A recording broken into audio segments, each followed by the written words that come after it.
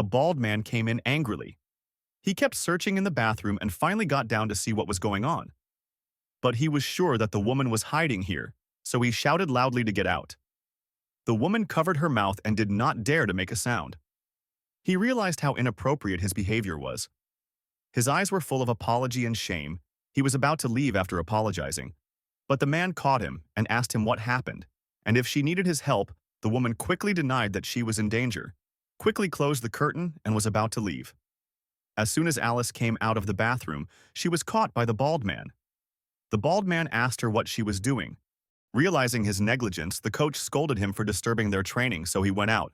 But Carl was worried and waited near the swimming pool, but Alice never came out.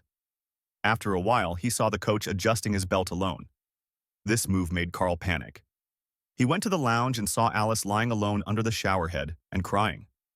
Carl had immediately put a towel on Alice.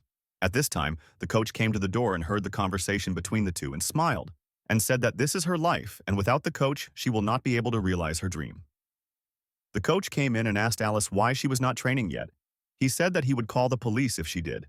Carl never thought that the two of them were father and daughter. Carl immediately said that he is hurting you, but Alice reluctantly said that only she can help him win the championship. Watching his daughter go obediently, the bald man smiled proudly. He enjoyed the joy of completely controlling his daughter, and no one could interfere. Although Alice practiced with all her strength every time, the bald man never encouraged or praised her. In his mouth, Alice was a useless waste and said that since she could remember, she hadn't even had time to breathe unexpectedly.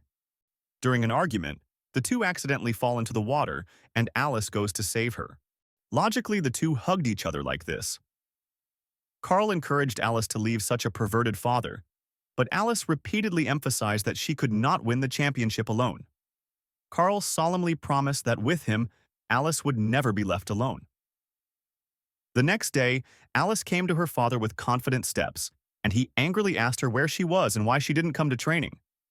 The bald head showed a sarcastic smile. He said that you can never win the championship alone in a million years. At this time, Carl came to her side, and the smile of the bald head disappeared instantly. She had Carl who loved her, and Carl also found a better coach for her. Annie has never been so happy as she is today. She no longer has to bear her father's perverted wish for her dreams, and she now has to live for herself, fight for her dreams, and fight with her loved ones. In front of her, there is no endless abyss, but only a sea of stars and bright lights.